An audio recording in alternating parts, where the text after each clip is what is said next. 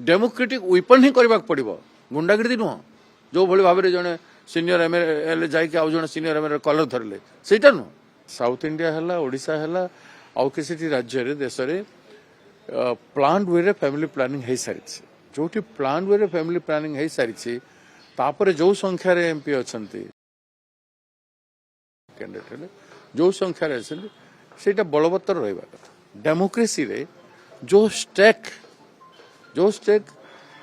South India विभिन्न राज्य रही किंबा जो माने फैमिली प्लानिंग रे आगुआ अच्छा से एफेक्ट करने कथा नुह तांकर डेमोक्रेटिक स्टेक को संरक्षण कर आवश्यकता है आउ बिना पचरा उचरा डिलिमिटेशन को थोपी दबा उचित निश्चित भाव अनफेयर वे कर समस्त को कॉन्फिडेंस रे नवा कथा सबू राज्य को सेनर भाषा भाषी तांकर विभिन्न प्रकार कल्चर सब जिनिस को सामना रे रखी एवं तांकर जनसंख्या मेनली पॉपुलेशन ऊपर देखा कथा पॉपुलेशन के नियंत्रित कर नियंत्रित कर तार अधिकार को नहीं जीव कहीं तेणु जो जनसंख्या बढ़ी से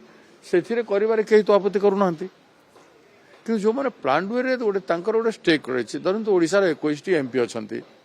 से 21 एमपी रु बाद देदेव 2-4 जन कमेदेले केमती असुविधा हे कि तेणु आम अधिकार को नेबार अधिकार कहार नहीं मोस्ट प्रोबेबली मु बोधे जापारे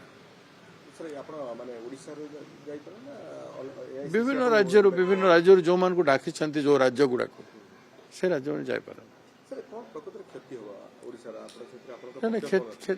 कौन क्षति हम से तो कहीहबनी किंतु जो राज्य मान को लागू हवा कथा न तो आमर स्टेक 21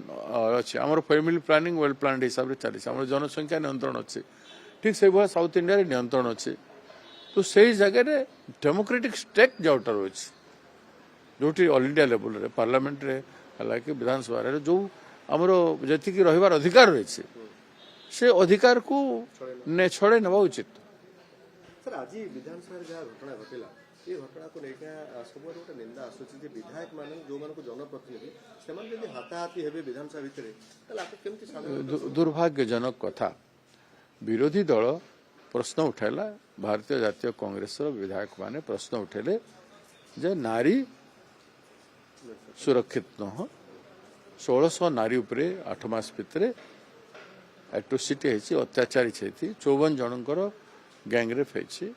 आदि अनेक कथा कहले अनेक कथा कहला परे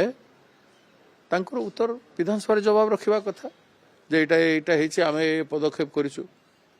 जमती मुख्यमंत्री हाउस रे स्टेटमेंट देइछंती जे विगत वर्ष मानकरे 44,823 महिला एवं शिशु निखोज अच्छा कही तो देले राज्य सरकार सेते बेलर सरकार कौन करथिला आमे कौन करूछु ता तो कहले ना से ड्यूटी कि नुह तुम गोटे तथ्य दौच निखोज जदि आज 44,823 परिवार हो गले 23टा लोक 23 पिला हो गले महिला और शिशु बोले से परिवार तो प्रभावित थे से प्रभावित मैंने ओडिशार भोटर नुहति नागरिक नुहति तांकर सम्मान नहीं स्वाभिमान नहीं से मैंने स्वतंत्र भारतवर्षर लोक कि नहीं गोटे राज्य सरकार केंद्र सरकार थिला लोक कि नहीं जदि लोक ताहले तांको बाबद तुम कौन करूछ कहबो नहीं तुम विरोधी दल देखी जगी जगी धैर्य हरा है विभिन्न राज्य सारा राज्य रे कांग्रेस पार्टी घेरो कला कार्यक्रम हजार हजार लोग पार्टिसिपेट कर डेमोक्रेसी को बीजेपी सम्मान करूना बीजेपी सम्मान करूना करूता कौन नहीं आम गोटे विधानसभा कमिटी करूँ कही सर जहाँ से अभियोग कर विधायक माने कांग्रेस विधायक माने माइक टणाटणी कले कागज नहीं केबे गत काली माइक टणाटणी हेनी गत काली हेनी परदिन भी हेनी परदिन भी हेनी आज जो परिस्थिति है बारंबार कैसा तो तुम जबरदस्ती हाउस को चलाउछ जबरदस्ती हाउस को चलेबार कथा कि स्पीकर डाकी कथा है समस्त सागे मुख्यमंत्री कहले आप जवाब दिंतु बोलिकी कर्तव्य नुह कि it is the democratic right of the members to ventilate in the house तापर तांको साइलेंस करबा पई डेमोक्रेटिक वेपन ही करबा पड़िबो गुंडागिरी नुह जो भली भाव में जड़े सीनियर एमएलए जाकि आउ जड़े सीनियर एमएलए कलर धरले सेटा नुह କିମ୍ବା ଆପଣ ନିରୁତ୍ତର ରହିକି ଚୁପଚାପ ଭାବରେ ତମେ ପାଟିତୁଣ୍ଡ କରୁଥାଅ ଆମେ ଚଳେଇଦେବୁ ବିଧାନସଭା ଏମିତି ଚାଲେ। ଅସ୍ୱୀକାର କରୁଛନ୍ତି କଲର ଧରାଧରି ହେଇନି କହୁଛନ୍ତି ଆମେ କଲର ଧରୁନୁ କେବଳ ଯାହା ସିଆସି ଠେଲିଲେ ଆମେ ଠେଲା ପେଲା ହେଲା ଯାହା ହେଇଛି ଏଇଟା ସତ୍ୟ ନୁହଁ, ଯାହା ଧରିବା କଥା ସ୍ୱାଭାବିକ କଥା। ସେ ଯାହା ବି ହଉଥାଉ ଘରର କଥା ବିଧାନସଭାର ସ୍ପିକର ବାଚସ୍ପତି ମହୋଦୟ ଏବେ ବି କଣ୍ଟ୍ରୋଲ କରିପାରିବେ, ଏବେ ବି ହାଉସ ଯଦି ସେ ଏବେ କରିବେ ନାହିଁ ଏବେ ବି ନିୟନ୍ତ୍ରଣ କରିପାରିବେ, କିନ୍ତୁ ଏ କ୍ଷମତାର ଦୁର୍ବ୍ୟବହାର କରି ନୁହଁ ଡେମୋକ୍ରେଟିକ ୱିପନ୍ କୁ ୟୁଜ୍ କର। ୟୁଜ୍ କରିବ ମାନେ ହାଉସରେ ଗୋଟେ ହାଉସ କମିଟି କମ ସେ କମ ଗଠନ କର, মেম্বর মানে জবাব দেবে না আমি সব মেম্বর হবু এবং আমি তর্জমা করিকি ইয়ার সমাধান পারমানেন্ট বাহার করু। গোটে পুলিশ স্টেশন অছি স্ত্রী লোক ମାନଙ୍କ ঝিও মানে যে মানে কহি পারু নাহান্তি কাহাকু আউ সেমানে যাইকি সেইটি এতলা করিবার আছে।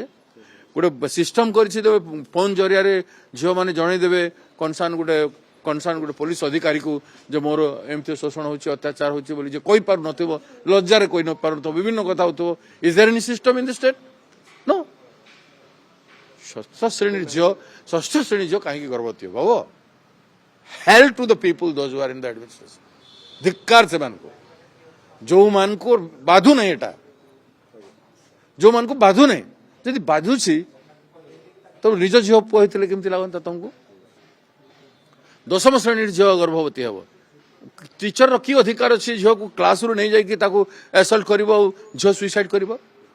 ଆପଣଙ୍କର ଯୋଉ ଫ୍ୟାକ୍ଟ ଫାଇଣ୍ଡିଂ କମିଟି ଆପଣ ପଠେଇଥିଲେ ସେଇଟା ଏବେ ବୁଲୁଛି, କମିଟି ଏବେ ବୁଲୁଛି 8-10ଟା କମିଟି ଜାଗା ପରିଦର୍ଶନ କଲା ପରେ ଭିଜିଟ୍ କଲା ପରେ ରିପୋର୍ଟ ଆସିବ। କିଛି ଫ୍ୟାକ୍ଟ ମିଳିନି ସାର୍? ଫ୍ୟାକ୍ଟ ମିଳିଛି କିନ୍ତୁ where is the way out? Way out ତ ଗଭର୍ଣ୍ଣମେଣ୍ଟ ବାହାର କରିବ ନା। ଆପଣଙ୍କ ଟିମ୍ ଆପଣଙ୍କୁ ତ ପ୍ରେଜେଣ୍ଟ କରିଥିବେ? ନାଇଁ ଆମକୁ ପ୍ରେଜେଣ୍ଟ ଏବେ ଏଯାଏ ସବୁ ରିପୋର୍ଟ ପାଇଲା ପରେ ତ ଆମେ କରିବୁ, ଏତେ ଜଲ୍ଦି ତ ହେଇପାରିବନି, ଇଟ୍ ୱିଲ୍ ଟେକ୍ ଟାଇମ୍। କିନ୍ତୁ ସରକାର ବି ସେଇଭଳିଆ ଭାବରେ କହିବା କଥା ଯେ ଆମେ ଗୋଟେ ବିଧାନସଭା ଗୃହର ଗୋଟେ ଦାୟିତ୍ୱବାନ କମିଟି କରୁଛୁ, ସବୁ ସଦସ୍ୟଙ୍କୁ ନେଇକି କରିବୁ, ସବୁ ଦଳ ସଦସ୍ୟଙ୍କୁ ନେଇକି କରିବୁ ଏବଂ ସେମାନଙ୍କର ଗୋଟେ ଡିରେକ୍ସନ ସରକାର ପାଇଁ ସେମାନେ ତିଆରି କରିବେ ଯେ କେମିତି ଏଗୁଡାକ ବନ୍ଦ କରାଯାଇପାରିବ। ସେଇଟା ନ କରିକି ଚୁପଚାପ ହେଇକି ବସୁଛନ୍ତି, ହାଉସ ଚଲେଇ ଦଉଛନ୍ତି।